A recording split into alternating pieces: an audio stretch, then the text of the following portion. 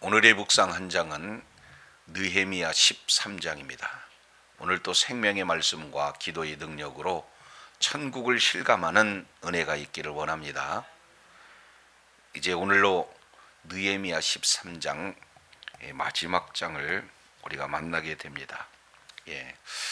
느헤미야는 처음부터 그리고 모든 과정, 고비 보위마다 하나님 앞에 기도하면서 개혁의 고삐를 늦추지 않았습니다.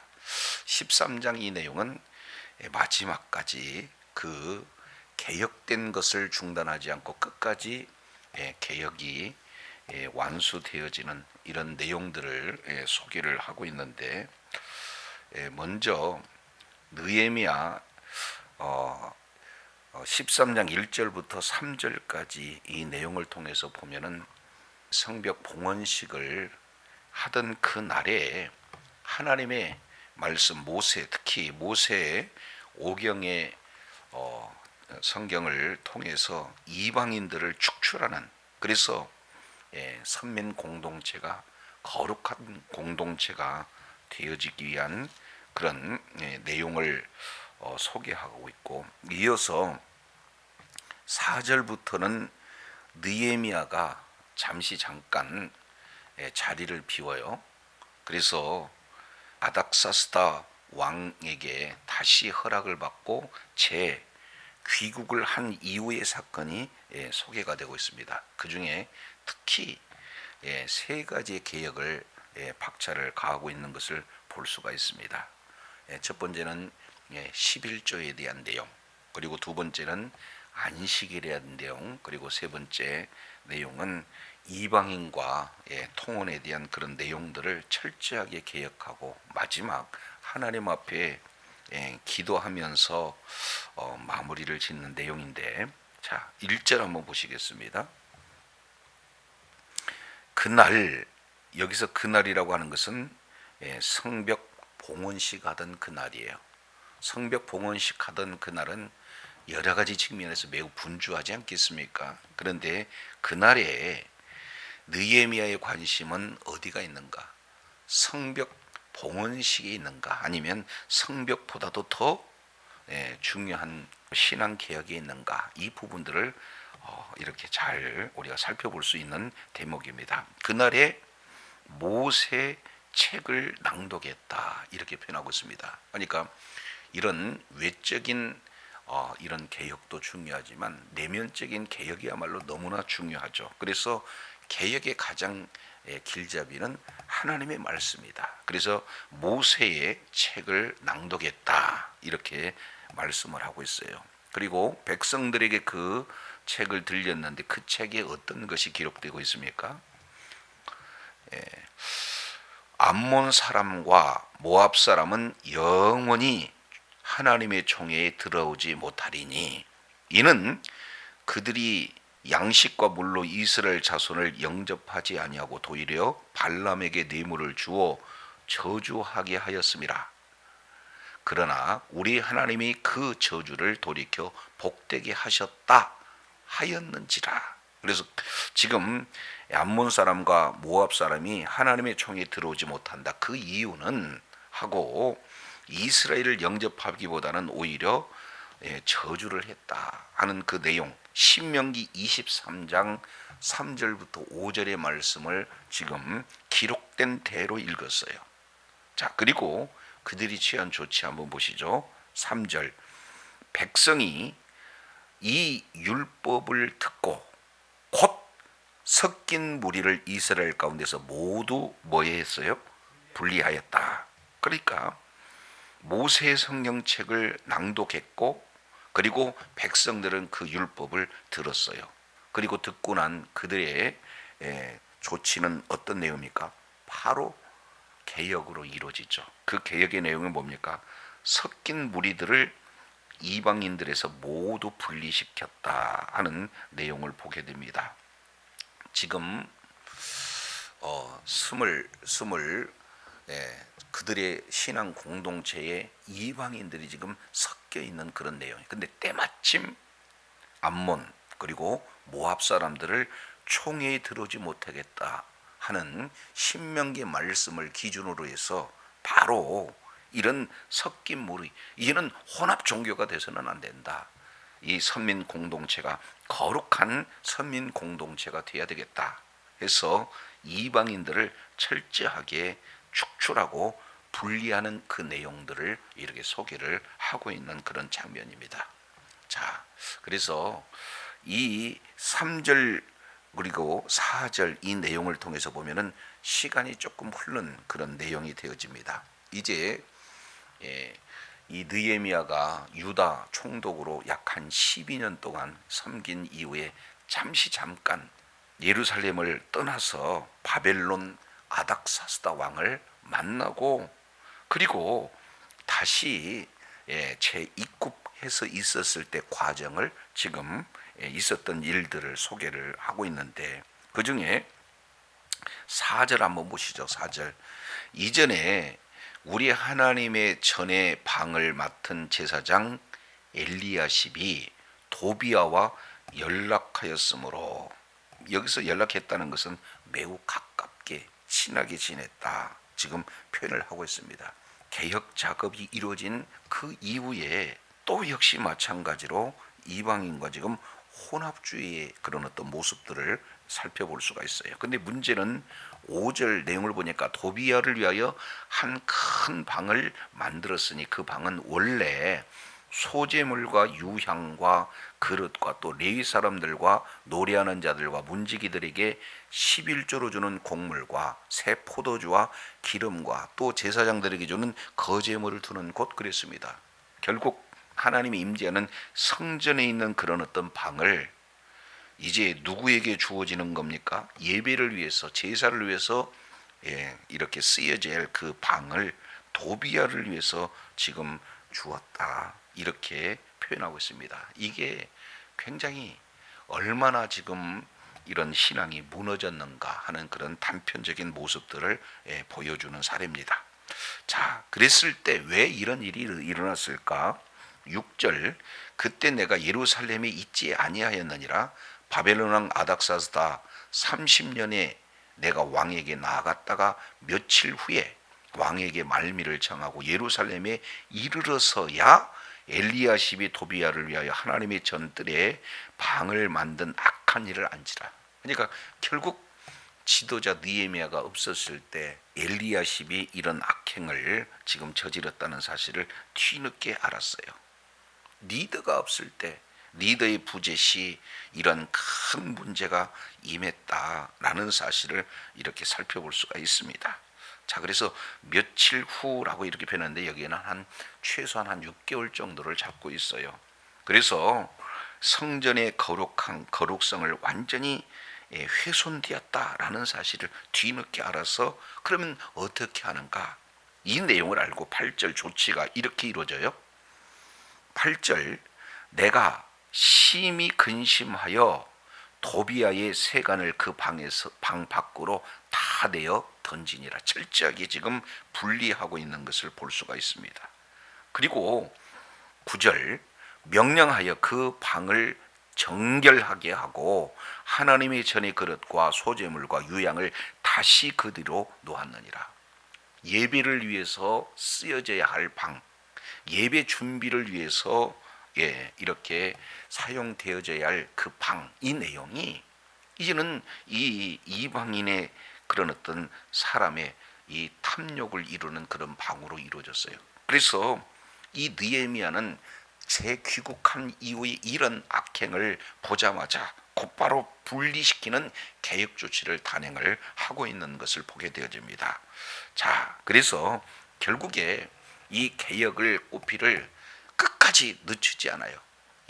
자, 그런 사례를 그 이후 10절부터 29절까지 이 내용을 통해서 보면 크게 개혁을 진행하는, 이 개혁 꽃비를 놓치지 않고 계속해서 진행하는 세 가지의 개혁 조치가 소개가 되고 있습니다. 그 중에 13장 10절부터 14절까지 이 내용이 첫 번째 바로 개혁 조치는 뭐냐?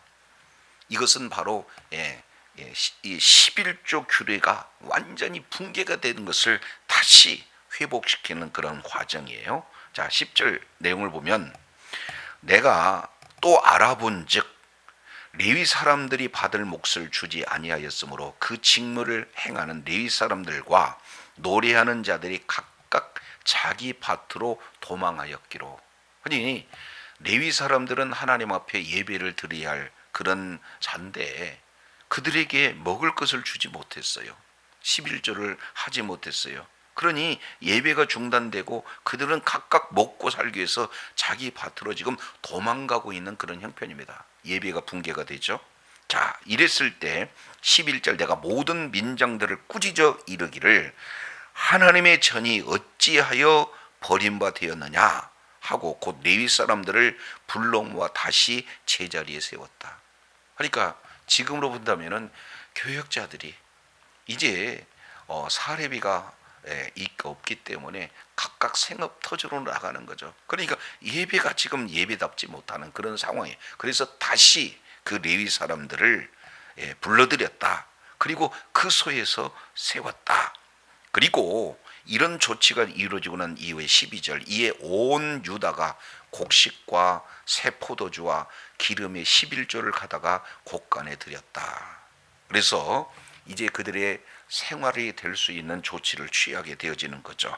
자, 그러면서 14절 내 하나님이여 이 일로 말미암아 나를 기억하옵소서. 내 하나님의 전과 그 모든 직무를 위해 내가 행한 선한 일을 도말하지 마옵소서. 결국 개혁을 사람 이 리더자 느헤미야가 진행을 하고 있는 것 같으나 실제 개혁이 개혁되기 위해서는 절실하게 필요한 도움은 누굽니까? 하나님의 도움 아니고는 아니 될 수가 없어요. 그래서 기도로 맞춰요. 그래서 이 내용이 크게 세 개의 핵심 키워드로 나눠집니다. 첫 번째 이 내용은 현재 타락된 상태입니다. 자, 이제 예배가 중단됐어요. 이유는 11조 때문이다. 그래서 11절부터 13절까지 개혁을 바로 진행을 하고 있습니다.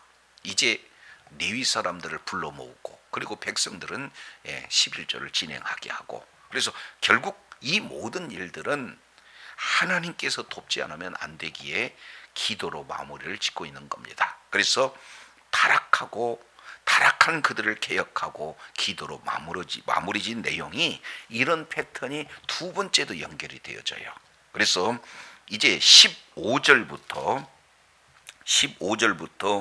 22절까지 똑같은 패턴입니다. 그러면은 이 선민 공동체의 두 번째 큰 문제가 무엇인가? 15절 한번 보시죠.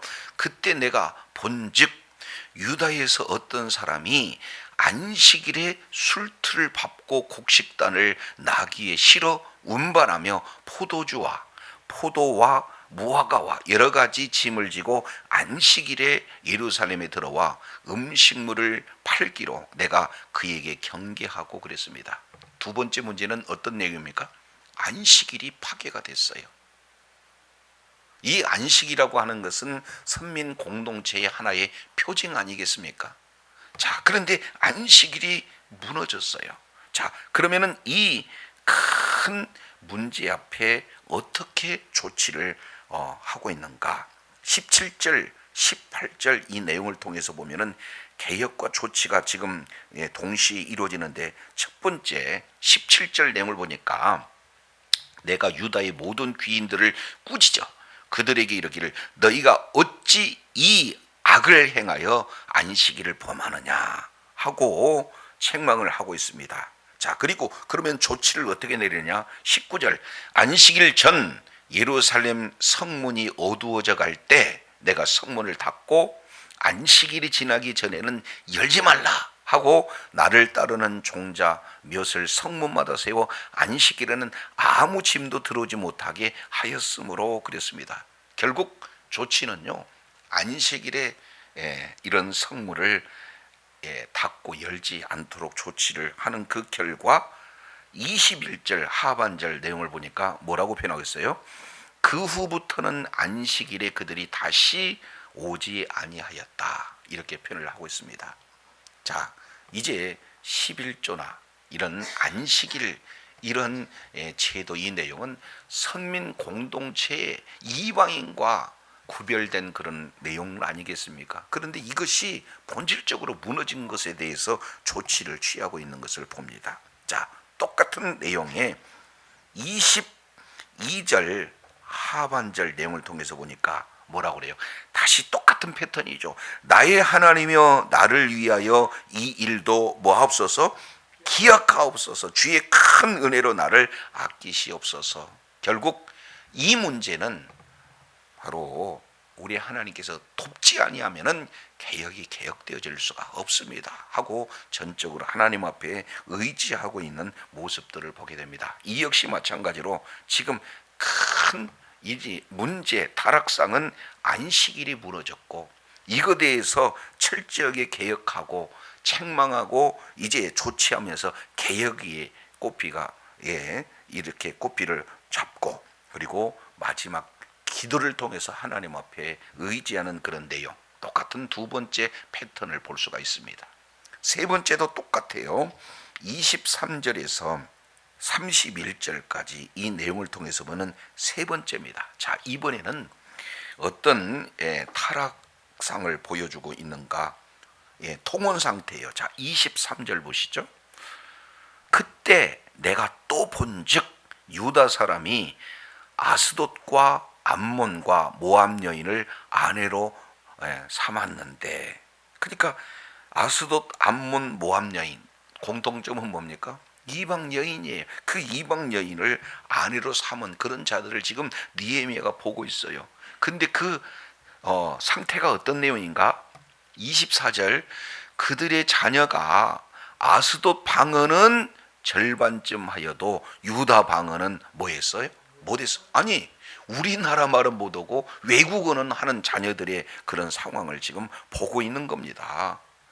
자, 그러니 이제는 각 나라 이방 말은 하고 이제 유다 말을 하지 못하는 그런 자녀들을 보고 어떤 조치를 취하는가 보시죠. 자, 25절 내가 그들을 책망하고 저주했어요. 느헤미야가 참 성품이 온유한 듯한 그리고 아주 치밀한 듯한 이런 어떤 내용을 가지고 있는데 여기에 책망하고 저주합니다. 근데 그들 중 몇 사람을 또 뭐예요? 때리고 구타까지 합니다. 그리고 그들의 머리털을 뽑습니다. 그래서 공동체 가운데 이렇게 이방인 통혼 문제가 얼마나 심각한지 이렇게 책망하고 수치를 줌으로써 지금 개혁을 하고자 하는 그런 내용들을 보게 됩니다. 자, 그러면서 이렇게 얘기해요. 너희는 너희 딸들을 그들의 아들에게 두지 말고 너희 아들들이나 너희를 위하여 그의 딸들을 데려오지 아니하겠다고 하나님을 가리켜 맹세하라 이렇게 얘기했어요. 자, 그러면서 또 26절 이렇게 표현합니다. 또 이르기를 옛적에 이스라엘 왕 솔로몬이 이 일로 범죄하지 아니하였느냐. 그런 많은 나라 중에 비길 왕이 없이 하나님의 사랑을 입은 자라. 하나님이 그를 왕으로 삼아 온 이스라엘 다스리게 하였으나 이방 여인이 그를 범죄하게 하였나니 너희가 이방 여인을 아내로 맞아 이 모든 큰 악을 행하여 우리 하나님께 범죄하는 것을 우리가 어찌 용납하겠느냐. 솔로몬이 모든 것을 다 받은 그런 왕 아니겠습니까? 지혜도 그리고 재물도 여러 가지 명성도. 그런데 그의 과오는 뭡니까? 이방 여인들을 많이 뒀을 때 그들의 머릿속에 가지고 온 이런 우상 숭배 이것을 막지 못했어요. 그래서 결국 솔로몬이 그런 어떤 잘못으로 인해서 나라가 남북으로 나눠지게 되는 그런 결과가 나타나잖아요. 근데 그 똑같은 그 최종적인 그 결과가 바벨론 포로로 끌려가는 그 똑같은 결과가 지금 다시금 바벨론 포로에서 귀환하고 성전과 성벽이 완공된 이후에 똑같은 죄를 지금 범하고 있다는 사실입니다. 그래서 어떻게 이것을 용납할 수 있겠는가 하고 책망을 한 이후에 어떤 조치를 내린가. 28절 29절 한번 보시죠. 대제사장 엘리야십의 손자 요다의 아들 하나 이 자가 지도자 아니에요. 그런데 호론 사람 산발랏의 사이가 되었습니다. 자, 그래서 내가 쫓아내어 나를 떠나게 하였다. 그러니까 아무리 지도자라도 이런 통혼을 하는 그런 이런 내용에서 이제는 공동체, 신앙 공동체를 거룩하기 위해서 철저하게 분리 작업을 하고 있는 것을 보게 되어집니다. 자, 그러면서 마지막 29절 이 내용으로 마무리를 하고 있습니다. 여기 기도예요. 그래서 지금 세 번째 이 내용은 이방인과 통혼의 그런 문제를 개혁을 한 이후에 사람의 개혁으로 이게 마무리가 되지 않아요. 그래서 29절 하나님 앞에 이렇게 기도합니다. 내 하나님이여, 그들이 제사장의 직분을 더럽히고 제사장의 직분과 레위 사람에 대한 언약을 어겼사오니 그들을 모아옵소서, 기억하옵소서.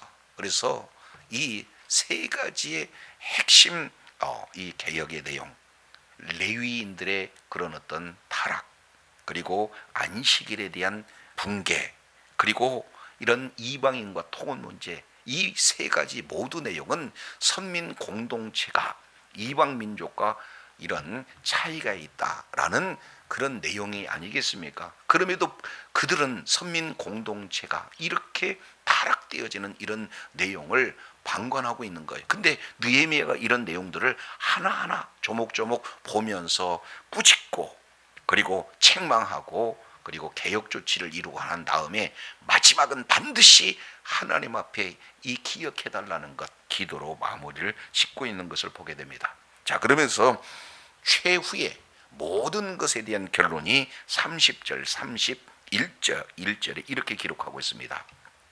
내가 이와 같이 그들에게 이방 사람을 떠나게 하여 그들을 깨끗하게 하고, 바로 이 선민 공동체의 거룩성을 지금 말하고 있습니다.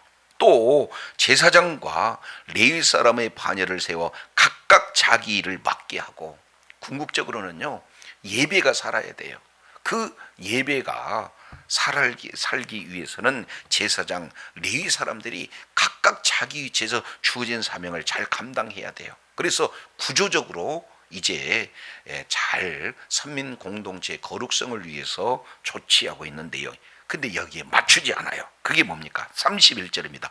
또 정한 기간에 나무와 처음 익은 것을 드리게 하였사오니, 그랬습니다. 결국에는 예배가 지속되기 위해서는 이제 모든 필요한 내용들을 다 지금 준비하고 있는 그런 조치를 취합니다. 그리고 가장 중요한 것이 바로 이 내용이에요. 내 하나님이여 나를 기억하사 복을 주옵소서. 최종적으로 마무리는 뭘로 하고 있습니까? 기도로 지금 마무리를 하고 있어요.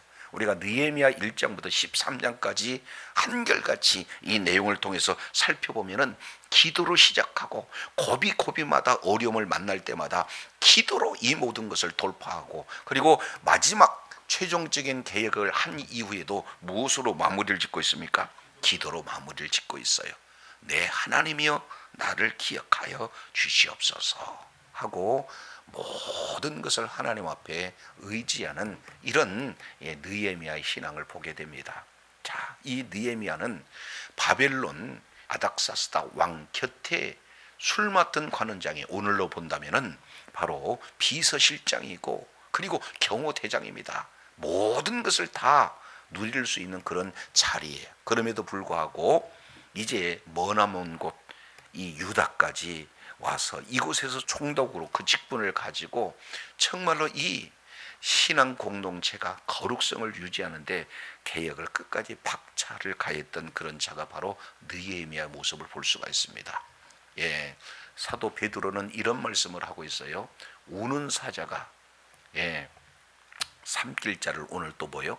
찾는다, 이렇게 말씀을 하고 있습니다. 우리가 말씀이 기준이 되고 말씀을 통해서 우리가 계속해서 개혁되어지지 않는다 한다면 우리 언제든지 레위인의 그런 어떤 위치가 붕괴가 되어지고, 그러니까 예배가 중단될 수밖에 없어요. 안식일이 이제는 이렇게 무너집니다. 그리고 이방인과 통혼 사례를 통해서 이제 미래가 이렇게 불투명해질 수밖에 없는 상황으로 몰려가는 것이 그들만의 모습이 아니라 우리들에게도 당면한 그런 과제가 될 수 있어요. 그래서 끝까지 하나님의 말씀을 기준으로 우리를 조명해 보았을 때 말씀에서 벗어난 하나하나 이 내용을 먼저 조치를 하고 있지만 이런 끝까지 거룩성을 유지하는 데는 오직 하나님의 도우심이 아니고는 우리가 이 모든 것을 감당할 수가 없어요. 그래서 느헤미야처럼 끝까지 하나님이여 나를 기억하사 복을 주시옵소서, 하나님의 이런 인도함을 받아 날마다 말씀으로 내 모든 신앙 하나하나가 개혁되어서 정말로 하나님의 그런 어떤 거룩한 자녀로서 끝까지 신앙의 순수성을 유지할 뿐만 아니라 하나님 앞에 존귀하게 쓰임받고 하나님께 영광 돌리는 주의 사랑하는 지체들이 다 되시기를 간절히 소망합니다. 기도하겠습니다. 하나님 아버지, 느헤미야가 처음부터 이제 하나님께 기도하고 여러 가지 어려운 과정 고비 속에서 또 기도로 이 모든 어려움을 극복하고 주님이 주신 지혜로 주님이 주신 능력으로 문제를 돌파할 뿐만 아니라 이제 다시 아닥사스다 왕에게 재가를 얻어 재입국한 그 이후에 짧은 그 시간에 여전히 타락된 그런 모습들을 친히 눈으로 목도했습니다. 이제 예배를 준비하기 위해서 준비된 그 방에 도비아가 그것을 차지하고 있는 이런 내용을 이제 완전히 내어 쫓으시면서 그 이후에 세 가지를 추가적으로 살펴봤더니 이제 레위 사람들은 자기의 사명을 버리고 다 자기의 생업 터전으로 이렇게 달려가고 있고, 안식일은 무너져서 안식일의 매매가 이루어질 뿐만 아니라 지도자마저도 이방인과 통혼하여서 정체성을 잃어버린 참으로 암담한 이런 내용에 하나하나 개혁하고 그리고 끝까지 하나님을 의지하여 기도로 마무리하는 이 느헤미야의 개혁 조치를 우리가 살펴보면서 우리의 신앙의 개혁이 바로 말씀이 기준이 되고 말씀에 떠난 하나하나 조목조목 해내서 모든 것들을 다 내어버리고 끝까지 정말로 순수한 그런 신앙으로 하나님 앞에 영광을 돌리고자 할 때 우리 힘으로 우리 능력으로 할 수가 없기에 하나님 기억해달라고, 하나님 도와달라고, 하나님께서만이 이 문제를 해결할 수 있다고 끝까지 주님을 의지했던 느헤미야의 모습처럼 우리가 끝까지 하나님 의지하고 하나님 보시기에 합당치 않는 모든 내용들을 이제 분리하는, 그래서 하나님 앞에 영광 돌리며 의로운 병기로 쓰임받는 주의 사랑하는 자녀들이 다 되어지도록 은혜를 더하여 주옵소서. 우리 구주 예수님 이름으로 기도드립니다. 아멘.